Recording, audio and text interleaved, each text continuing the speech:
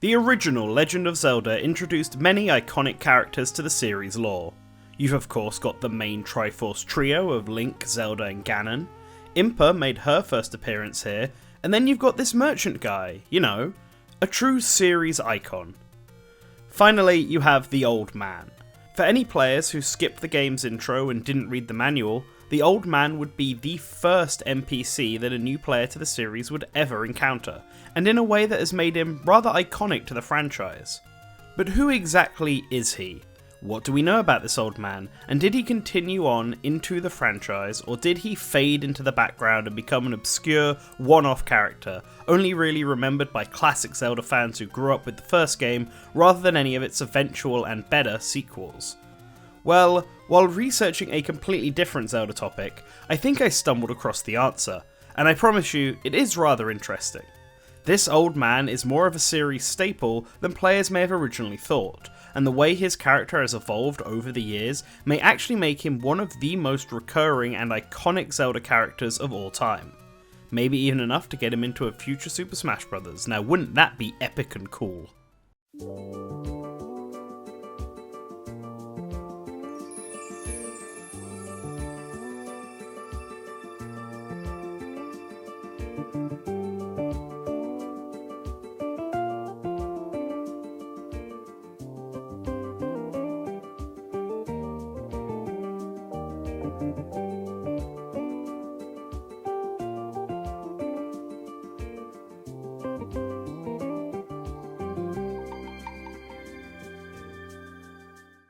Let's start this off by looking at the OG, the balding, orange-robed old man of Zelda 1.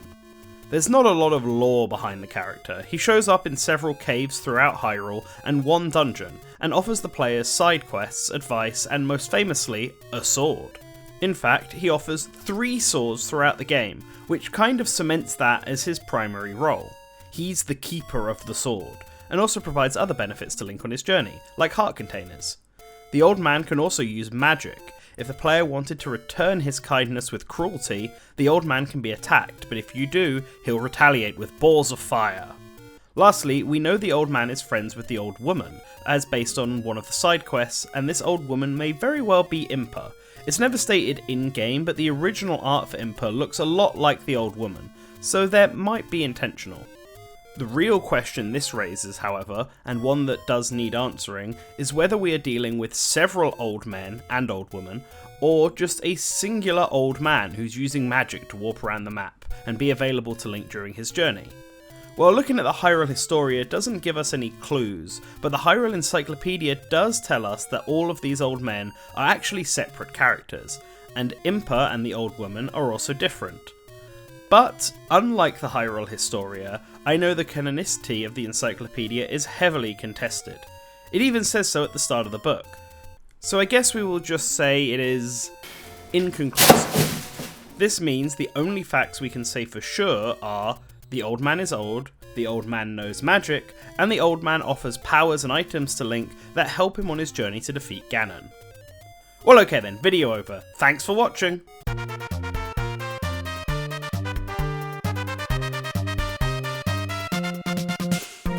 Okay.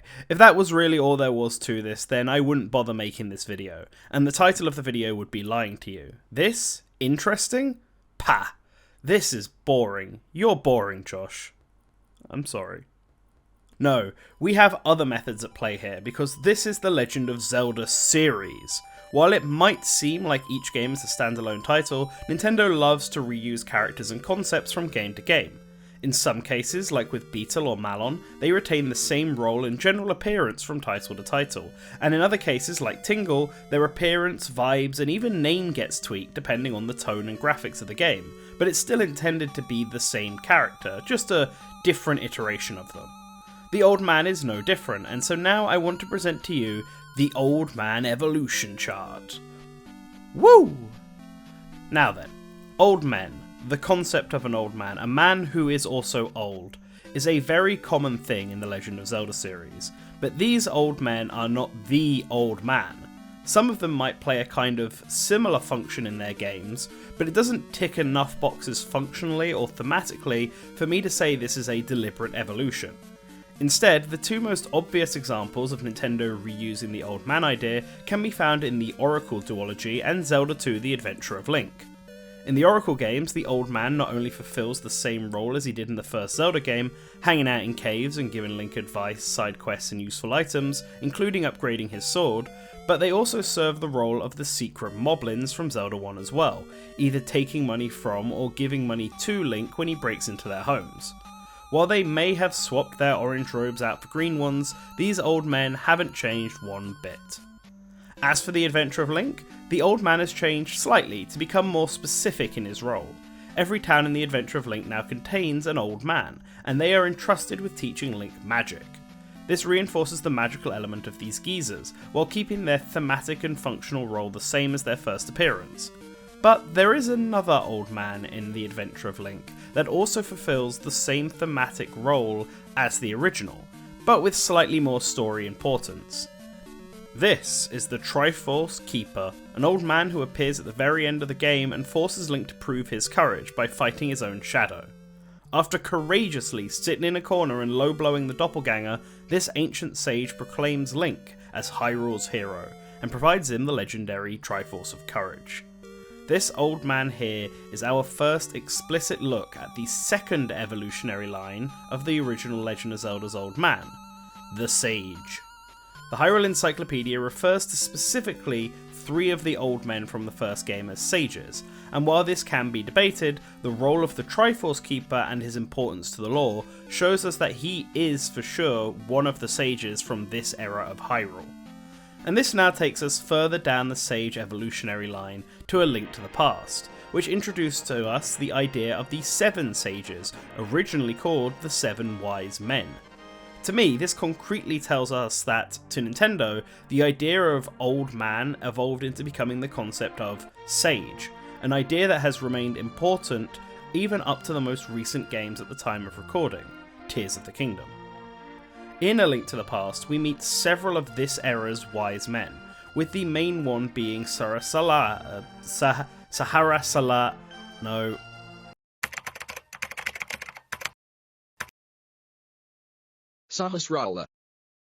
Comparing the sprite for this old man as well as the 3D model of him in the game's direct sequel, A Link Between Worlds, shows us a balding, bearded, magical old man, one who provides Link with advice, and is the one who guides Link on his quest to get the Master Sword.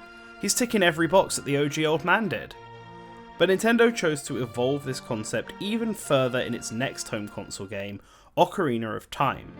In this game, the sages are no longer exclusively old men, as Nintendo chose to have the now 6 sages include one member from each of the races of Hyrule, which were introduced into the series mythos in this title. However, I don't think it's any coincidence that the Hyrulean sage that Nintendo decided to go with is a balding, bearded, magical old man, one who guides Link to his journey and provides him with the Master Sword. Well, lets him keep the Master Sword after Link forced his way into the old man's temple and attempted to take it. In the same way that the old woman in the original game may be Impa and evolved over the series to become the series' de facto important old woman character, the old man evolved over time to become Raru, the Sage of Light and Guardian of the Master Sword. The similarities between Raru and the OG old man are plentiful, to the point that it has to be intentional. Even ignoring the common old man traits of being bald, having a beard, and potentially being magical, but you don't know if you want to risk finding out, so you're nice to them at all times, even when they hold up the line at the supermarket in case they blast you with the light magic that they may have obtained through their life experiences. Raru also wears an orange robe, just like the old man! Whoa. So as we established before, that the idea of specific characters is a recurring element throughout the series, and some characters can even look identical and have similar gameplay and story roles, just with different names, this means that, just like Impa and the Triforce Trio, the Old Man of Zelda 1 has continued on to this day, and has become Rauru, the Sage of Light, who is also referenced in The Wind Waker, and is potentially one of the faceless sages of Twilight Princess, like logically he should be, as he was a sage already before the events of Ocarina began. From this point on, the evolution of Raru is obvious. He appeared in Skyward Sword under a different name, Gibora, but just from appearance and role in the story alone, I think it's obvious that these are intended to be the same character concept. The name is actually a reference to Raru's transformed state while in the light world, the owl Kaepora Gibora, who himself is an evolution of the owl from Link's Awakening that plays an almost identical role as Link's guide. And now most recently, Raru has appeared in Tears of the Kingdom. But wait, you might argue, this Raru may share the same name as the original, but he's too different from the Raru and Old Man from before. He's no longer a Hylian, he's no longer balding or bearded or orange, or a sage in fact. Outside of the name, he's no longer the same character, and to that I say, hogwash, sit back down, commentator, and let me explain. For you see, while Raru may look very, very different, there is a good reason for this, and to explain it, we need to look at the evolution of another Zelda staple. But before that, did you know that it's dangerous to go alone? Take this! It's a subscribe button, and if you press it, then I'll be able to appear and help out whenever you need it, as long as that help is providing rich and thoughtful content about Nintendo games. If you need anything else though, then... Fireball! Okay, to understand why Raru Goat Edition is actually an old man in a furry disguise, we have to look at the other aspect of his character, being the King of Hyrule. The early kings of Hyrule were all just lore kings. In Zelda 2, the king only appeared in the manual, and in Ocarina of Time he is mentioned but never actually seen. In A Link to the Past, the king actually does appear in two forms in fact, dead and alive, but he has no role in this game's story due to suffering from a severe case of skeleton, and just exists as part of the lore. He's a character that must exist, so that the princess part of Zelda's name actually makes sense. Peach. Then there's the CDI games, but the Hyrule Historia doesn't mention anything about this king, so I'm just going to assume he's some kind of fever dream I had from sipping one too many Chateau Romanis, if you catch my drift. But this would all change in The Wind Waker, where we would be introduced to King Daphnis no Hansen Hyrule. In this game, the king is propped up thematically as a counterpoint to Ganondorf. Both are rulers, both connected to Old Hyrule, both on opposite sides of light and darkness. It's a good use of theming, especially for this series, but Daphnis also takes on many other roles. As the King of Red Lions, he simultaneously takes on the functional role of both Navi and Epona from Ocarina of Time, but story-wise, he also takes on the role of Rauru and the Old Man. Daphnis is the one who guides Link to the Master Sword. He's the one who provides the exposition and advice to Link, and while he's not there for when Link initially sets off, one could argue that he is the reason Link doesn't go back to Outset Island after the initial quest of saving Link's sister is accomplished. He's also an old man, so you know, that's another point in his favour. For all intent and purpose, King Daphnis has taken on the role of the old man archetype from Rauru, and this can be seen in the kings of Hyrule who appear going forward. In the Minish Cap, two kings appear, both based appearance-wise on Daphnis, and both play a similar role to the old man of old.